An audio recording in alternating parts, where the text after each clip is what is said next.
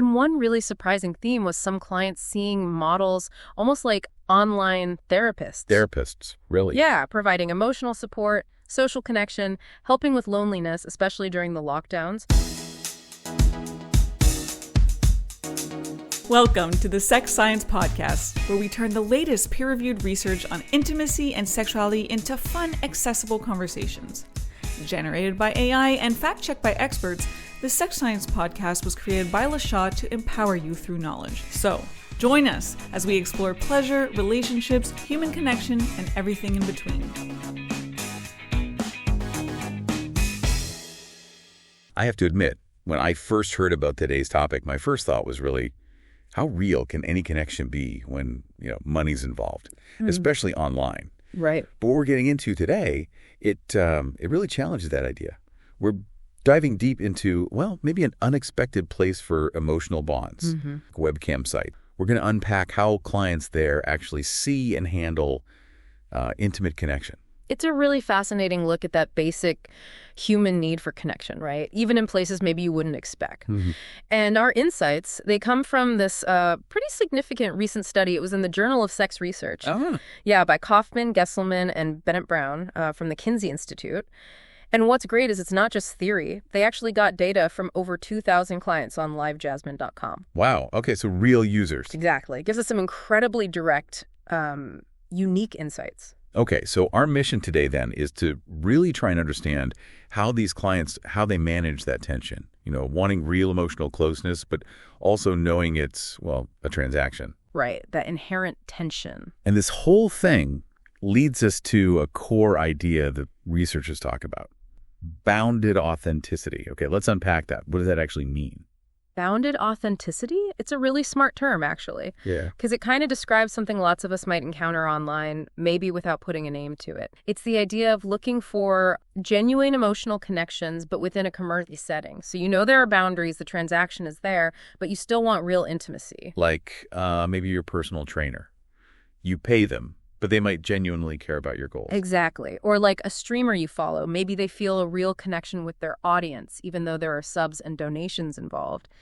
It challenges that idea that money just cancels out real feeling. Okay. And the study says this captures the client's contradictory desires, wanting something fleeting and stable, intimacy that's maybe replaceable, but also connection that lasts. It's quite the balancing act. Yeah, it sounds like it. And cam sites, then, are sort of a prime example of this in action. For anyone maybe not familiar, these are platforms where clients pay for real-time interactive sexual content from models. It's different from just watching porn because it's live, often one-on-one private shows, direct messaging. Much more direct connection, yeah. Responsive.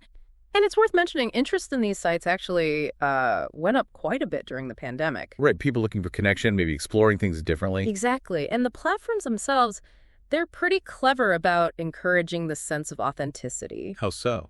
Well, they often try to remove the really obvious signs of, buying stuff. Like you buy tokens instead of paying cash directly, or models have wish lists on Amazon. Ah, okay. Softens the edges of the transaction. Precisely. Makes it less visible. Okay. And also, models often film from places that look like their own bedroom or apartment, not some cold studio. Right, so it feels more personal, like you're watching a real person. It blurs those lines, makes the whole thing feel more authentic, even though it's still a performance, still a service. Okay, so we've got this idea, bounded authenticity. But does it, actually happen? Do clients really feel emotional bonds when money's changing hands? Let's get into the numbers.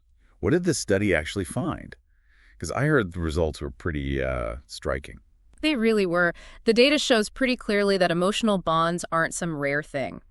A big chunk, 65% of the people they surveyed said they'd ever felt an emotional bond with a model. 65%? Yeah. And maybe even more telling, 60% said they had a current emotional bond with at least one model when they took the survey. Okay, that's a clear majority then. That definitely goes against some stereotypes, doesn't it? It really does. But, okay, feeling a bond is one thing. Yeah. Did they feel like it actually met their emotional needs? Because that seems like the core contradiction, finding emotional fulfillment in a paid interaction. Well, according to the clients themselves, yeah, often it did. 64% felt their interactions at least somewhat fulfilled their emotional needs. 64%. And nearly 10% said very much. So it really suggests many clients are genuinely looking for and finding more than just sex. They're getting emotional fulfillment, too. And it wasn't just about their own feelings, right? Didn't a lot of them think the models cared back? Yeah, that was another surprising one. Just over half, 51.6%, believed the models cared about their lives outside the platform. Huh. Believing the care extends beyond the paid time. Exactly. And that perception, that belief in care beyond the transaction, that's a really key part of this perceived authenticity we're talking about. It shows how strong these bonds can feel. Okay, the numbers paint a really interesting picture of what's happening. But to get the why, the feelings behind it, the contradictions, we need to hear from the clients themselves, right? And I imagine that's where it gets really complex. Oh, absolutely. The qualitative stuff, the actual quotes, they show this fascinating tension. Lots of desire for genuine connection, sure, but also quite a bit of skepticism. Right, they know the deal. Exactly. Some clients were very aware models might be, playing on emotions to get paid more. One person actually said, some models take advantage if you're lonely and play on it. IG saying they love you, but it's only because they see you as a checkbook. Oof. Pretty blunt. Shows that awareness of the commercial side. Definitely. But then, paradoxically, some clients felt it was more authentic when a model was upfront about the performance aspect. How does that work? Well, there was this one example. A client felt closer to a model who admitted she'd tell any member she loves them if they are paying her. Wait, really? Because she was honest about faking it? Kind of, yeah. The client felt connected to her specifically because she shared that truth. It's like the honesty about the act itself created a different kind of genuine connection, transparency as authenticity. Huh.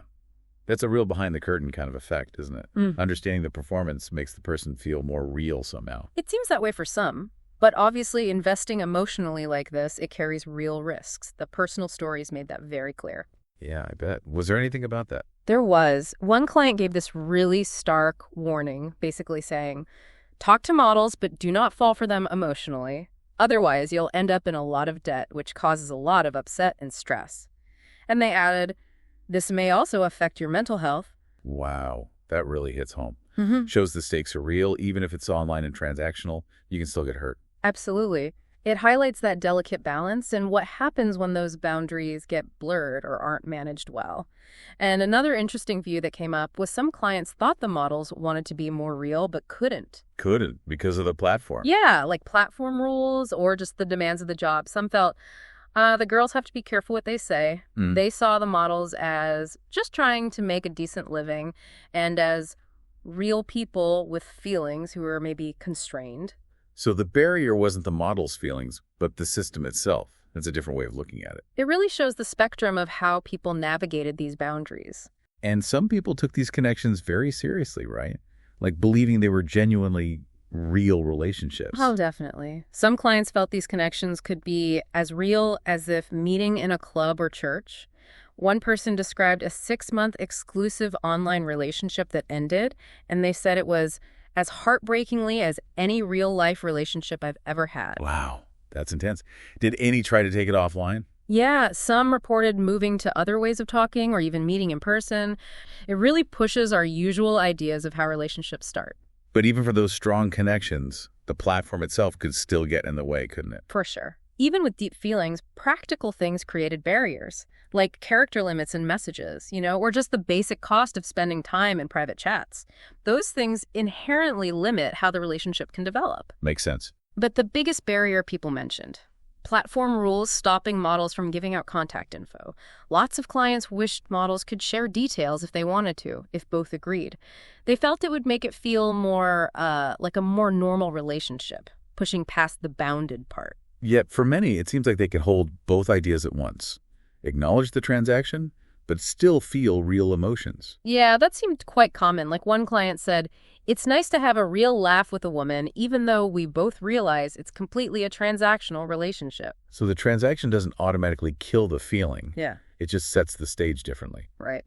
And one really surprising theme was some clients seeing models almost like online therapists. Therapists, really? Yeah, providing emotional support, social connection, helping with loneliness, especially during the lockdowns. A lot of clients said most of the time it's about engaging in conversation. One even suggested a paid service just for talking, no nudity involved. Huh. That really suggests a need being met, maybe a gap in regular social support. People finding connection wherever they can access it privately. It certainly raises that question. It seems these platforms might be filling a void for some people. But then you also have the other side, right? People who are there strictly for sex. Exactly. Some clients were purely focused on sexual gratification and actually got frustrated by non-sexual chat. They felt pretty strongly that cam model sites should be for sexual interactions, and models should stick to that. So for them, the boundaries were maybe clear, more about compartmentalizing, using it to supplement their offline sex life or explore fantasies. That seems to be the case. It just shows the really wide range of motivations and experiences happening on these platforms. Okay, so zooming out from campsite specifically, what does all this tell us about, technology and intimacy more broadly? Well, I think it really highlights how much technology is shaping our romantic and sexual lives now.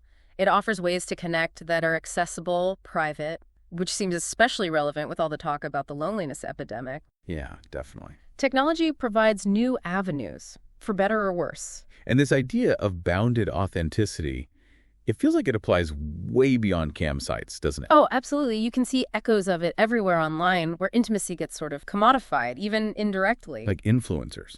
You feel like you know them, even though it's marketing. Right.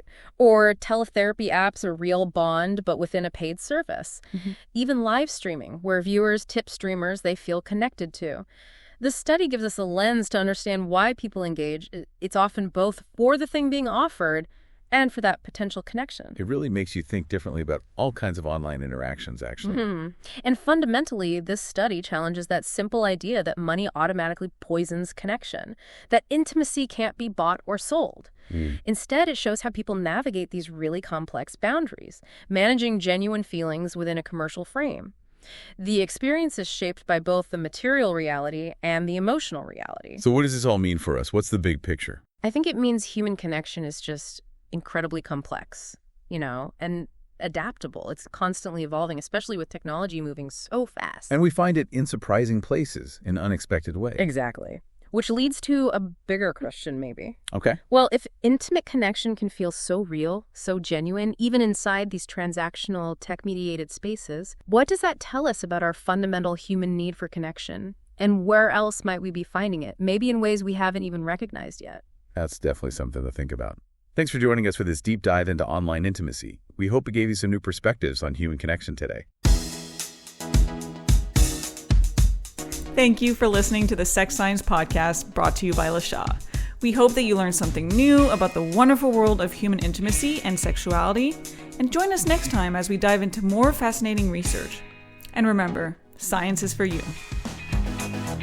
Music for this podcast was produced by SOUNDRAW.